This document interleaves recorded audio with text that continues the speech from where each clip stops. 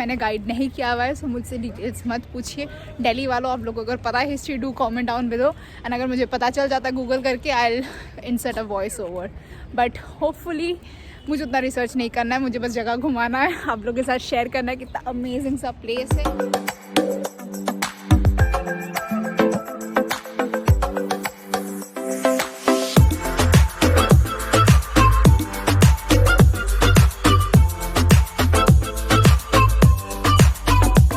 ज़ियारत के इलाके में मुगलिया सल्तनत का ये पहला परचम, जिसे मरियम मकानी हमीदा बानो बेगम, जिन्हें हाजी बेगम या बेगा बेगम के नाम से भी इतिहास पहचानता है, अपने मरहूम शौहर बादशाह हुमायूं की याद में 100 एकड़ की ज़मीन में निर्माण शुरू किया था। बादशाह सलामत अकबर आज़म जब तक नशीन हुए, लिहाज 14 साल की उम्र में, तब उन्होंने खास पर्शिया से सैयद मोहम्मद और उनके वालिद साहब मिर्ज़ा ग्यास को न्योता दिया अपने अब्बा हुजूर के शाही मकबरे को और खूबसूरती से निखारने के लिए। शेर शाह सूरी ने अपने खास नोबल ईसा खान के लिए 1540 में ये शाही मकबरा बनाया था, जो लगभग 150 से 200 साल बाद आए सिकंदर लोधी के। साथ में पैराडाइज गार्डन्स और 8 और मकबरे हैं। Hey guys, welcome back to my channel and आज मैं आई हूँ हुमायूं's tomb and this is a gigantic structure in front of me। बहुत बड़ा कैंपस है, यहाँ पे भी कुछ है। वाह, रुको रुको रुको देखो, वो देखो, आपको एक सेकंड दिखाती हूँ। एकदम सर के ऊपर से उड़ के गया। And I will take you guys around, stay tuned, पूरा वीडियो देखिएगा और do hit that subscribe button, like comment and share this video if you like it. बहुत ही अमेजिंग सा स्पेस है। This is my first time visiting Humayun's tomb। Last day actually मैं जाने वाली थी, पर इतना बारिश हुआ, मौसम ख़राब होने के चक्कर में जा नहीं पाई। So today finally I am in Humayun's tomb and best part है कि यहाँ पे एंट्री लगता है। So just because it's women's day today, so it's a free entry today for all the women out there. So happy women's day. आप लोग जब तक ये वीडियो देखोगे तब तक बहुत लेट हो चुका होगा, बट स्टिल कोई ना, हर दिन women's day. Enjoy, stay safe and stay tuned। Ibrahim Lodhi के खुद के परिवार से दौलत खान लोधी ने राणा सांगा के साथ मिलके बाबर को अफगानिस्तान न्योता दिया था कि वो दिल्ली की गद्दी अपनी सेना के साथ आके आक्रमण करके हासिल कर ले। सेना की एक छोटी टुकड़ी जंग के नए टेक्निक्स और गन पाउडर के इस्तेमाल से इब्राहिम लोधी को शिकस्त देके मुगलिया सल्तनत का एक नया दौर शुरू हुआ था। सो यहाँ का एंट्री ना एकदम पीछे से जाके करना था। सो मैंने क्या किया, मेरी sister is also there, so she doesn't want to come in the vlog. मैं यहाँ से चढ़ गई, बैठी एंड ऊपर आ गई। सो मेरा ना टॉम बॉयज जो नेचर है, कभी कभी तो काम आ ही जाता है, स्पेशली ऐसे जगहों पे। So these are the shortcuts, life hacks. अब आप भी कहीं जाओगे ना तो ये ज़रूर कीजिएगा, यहाँ से चढ़ के ऊपर आइएगा, बैठिएगा, वापस आ जाना, तो आपको पूरा घूमना नहीं पड़ेगा।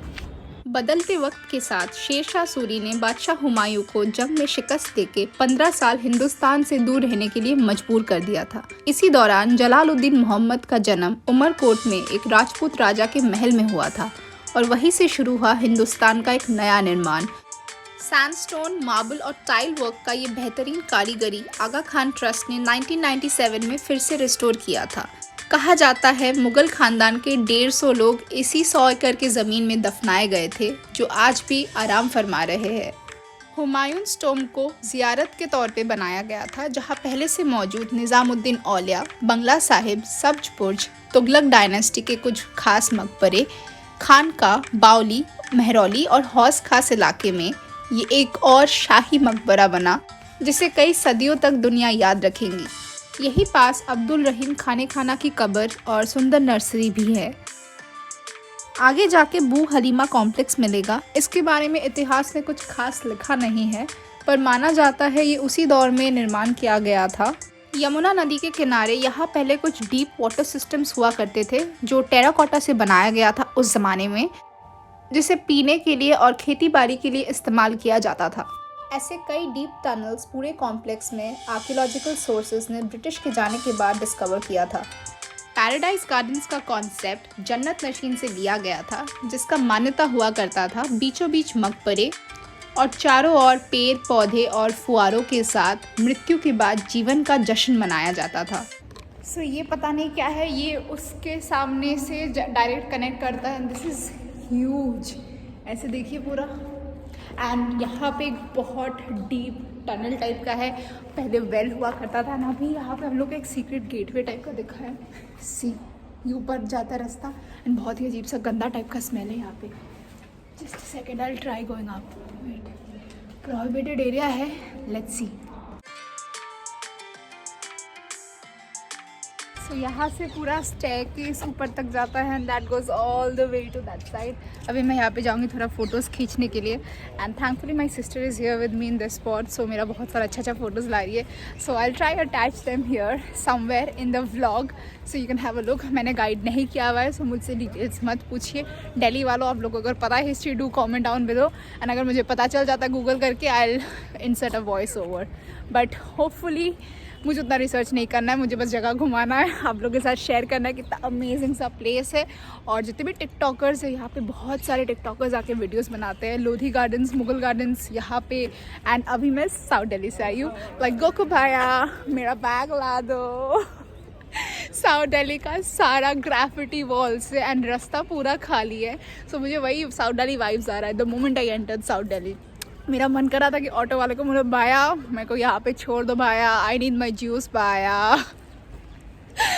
साउथ दिल्ली पीपल मैन, वो फॉर्म में आ जाता है the moment you enter south Delhi. तो इतना सारा वीडियोस देख रखा है ना साउथ दिल्ली का, so I get in that zone, so don't blame me for that. यहाँ से आगे जाके आपको अरब की सराय और अरब की सराय का बाजार दिखेगा, साथ ही कुछ टूटे हुए दरवाजे के हिस्से भी नजर आएंगे।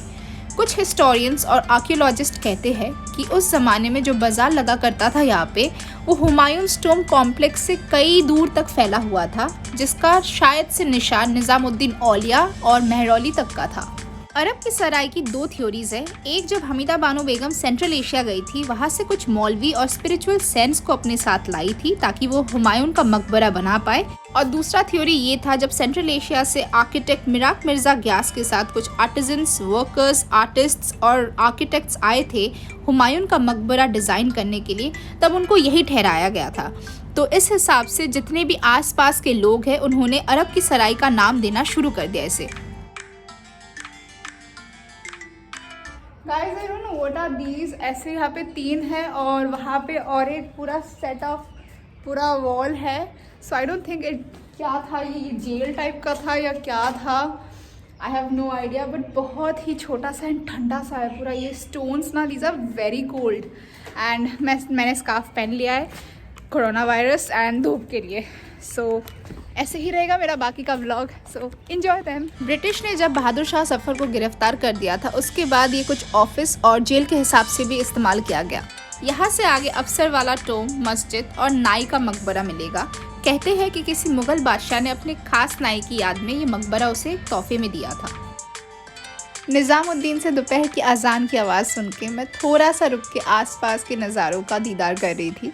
उसके बाद फिर से व्लॉगिंग शुरू किया।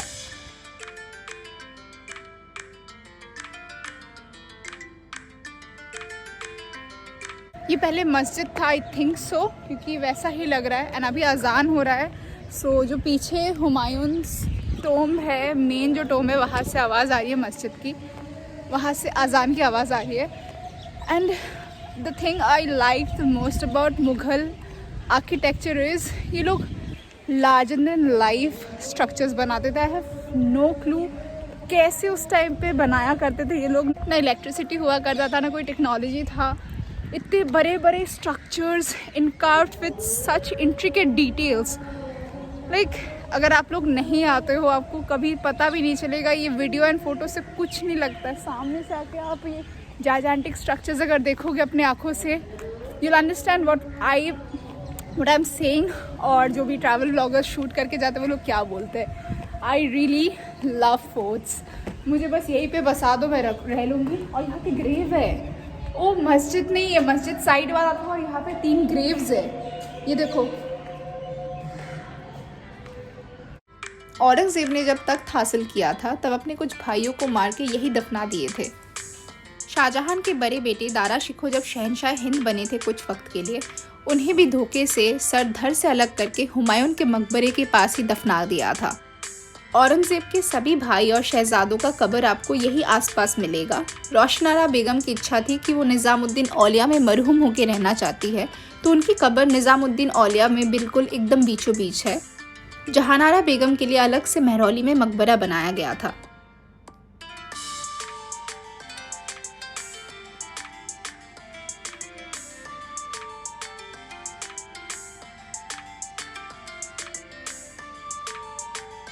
हुमायूंस टॉम्ब इतना लंबा है, पूरा 100 एकर्स का प्रॉपर्टी है। एंड घूमते घूमते इतना टाइम लग रहा है, बीच बीच में स्टॉप कर रहे फ़ोटोज़ लेने, वीडियोस लेने, व्लॉग के लिए, एंड कुछ टिकटॉक के लिए भी रैंडम शूट्स कर रही हूँ। एंड इट्स अमेजिंग, इतना जो ग्रीनरी है ना, बहुत बहुत मस्त है। अभी आई गेस सामने मेन टॉम्ब पहुँच गए हम लोग, हुमायूंस टॉम्ब जो दिखता है एकदम ब्रिज से, सबसे बड़ा स्ट्रक्चर। सो आइए देखते हैं अंदर क्या है।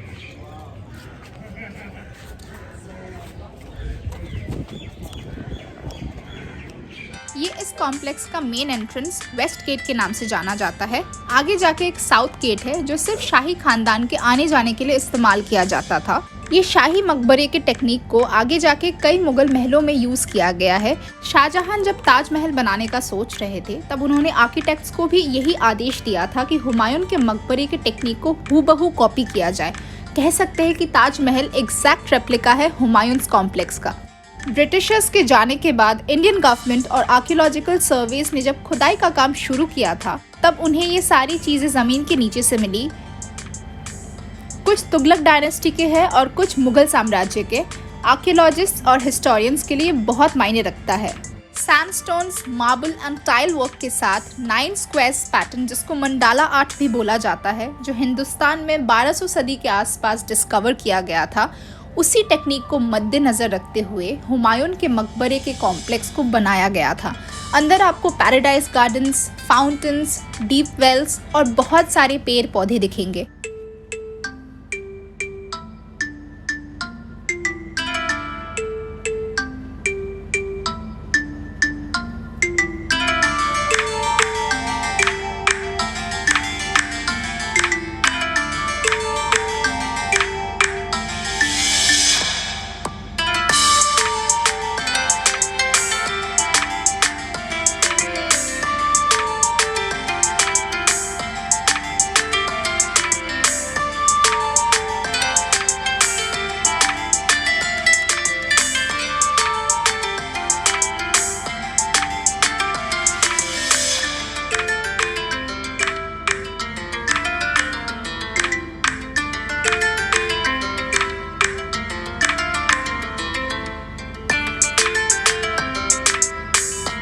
जहांगीर के दौर से पैराडाइज गार्डन्स में शामियाने लगा के कई बड़े फैसले लिए जाते थे।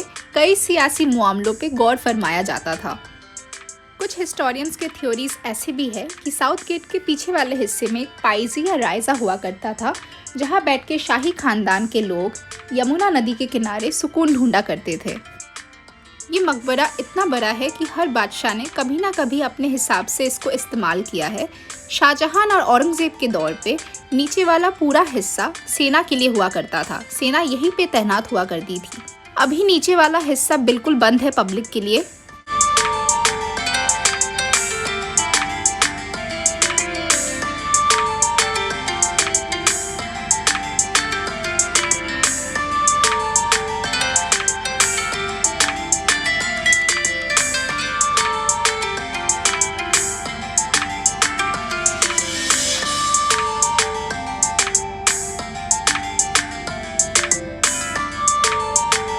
सो this is the original tomb. यहाँ पे लोग तो वही बोल रहे हैं, गाइड्स भी वही बोल रहे हैं। एंड ये पूरा जो म्यूज़ियम मौसोलियम टाइप बनाया हुआ है, तो this is on top of the main tomb. And वहाँ पे एक आर्कियोलॉजिकल बोर्ड देखा था मैंने।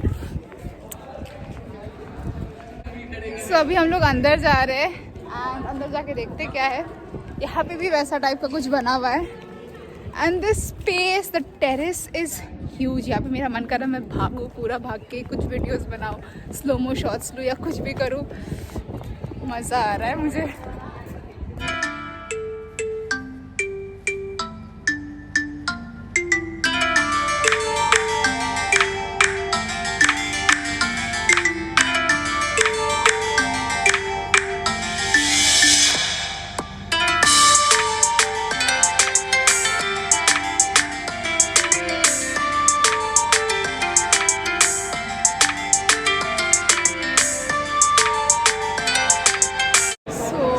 अंदर हम लोग आ चुके हैं। हमीदा बानो बेगम ने ये बनाया था हुमायूं के डेथ के बाद, उनके याद में मौसोलियम, पूरा म्यूज़ियम टाइप।